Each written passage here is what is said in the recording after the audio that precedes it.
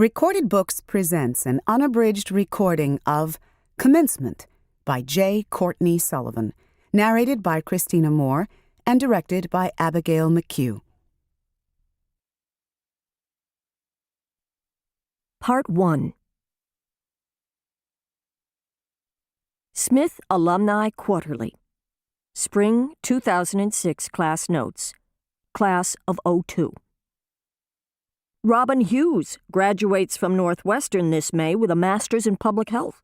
She lives in Chicago with fellow Hopkins House alum Gretch Anderson. Natalie Goldberg, Emerson House, and her partner Gina Black, class of '99, have finally realized their dream of moving to Finland and opening a karaoke bar. So far, they say, Emersonians Emma Bramley-Hawk and Joy Watkins have already stopped in for several verses of Total Eclipse of the Heart. After 4 years of working in a health clinic in her native Malaysia, Jia E. Mao has been accepted to NYU Medical School. And now, news from my own darling group of girls, Sally Werner, who works as a researcher in a medical lab at Harvard, is getting married on the Smith campus this May to longtime boyfriend Jake Brown. Fellow King House alums Bree Miller, Stanford Law 05, April Adams, intrepid research assistant for Women in Peril, Inc., and yours truly will be serving as bridesmaids. Look out for the embarrassing drunken photos in the next issue. Until then, happy spring to all, and keep sending me those updates. Your class secretary, Celia Donnelly. Celia D. at alumni.smith.edu.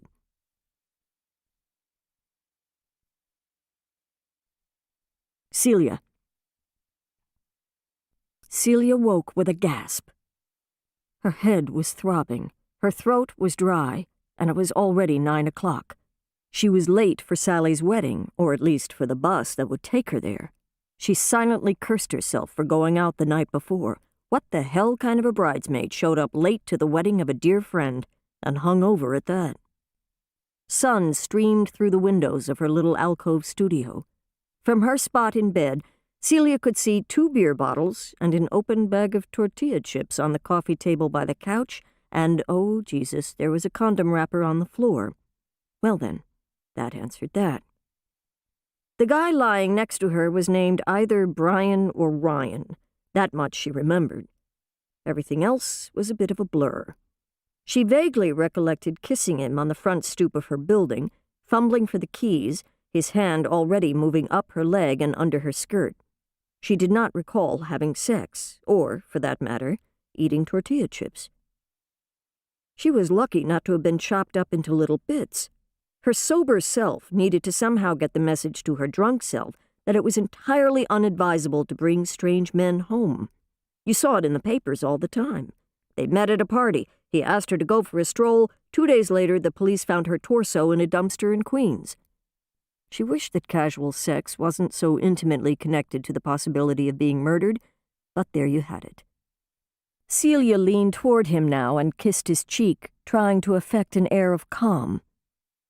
"I've got to leave soon," she said softly. "Do you want to hop in the shower?" He shook his head. "I don't have to go into the office today," he said. "Got a golf date with some clients this afternoon. Mind if I sleep in?" No," she said. "That's fine." Celia looked him over. Blonde hair, perfect skin, chiseled arms, dimples. He was cute, suspiciously cute. Too attractive for his own good, as her mother would say. Before she left, she kissed him again. "The door will lock automatically behind you, and there's coffee on the counter if you want it." "Thanks," he said. "So I'll call you?" "Good. Well, see you later then." From his tone, she figured the odds of his actually calling were about 50-50. Not bad for a drunken hookup. Celia headed toward the subway. Was it weird that he had asked to stay in her apartment? Should she have demanded that he leave with her? He looked clean-cut, and he said he worked in finance. He didn't seem like the type who would go home with a girl just to rob her, but what did she really know about him anyway? Celia was... To keep listening to this audiobook, I've left you a link in the description so you can do it. at no cost thanks to Audible's 30-day free trial.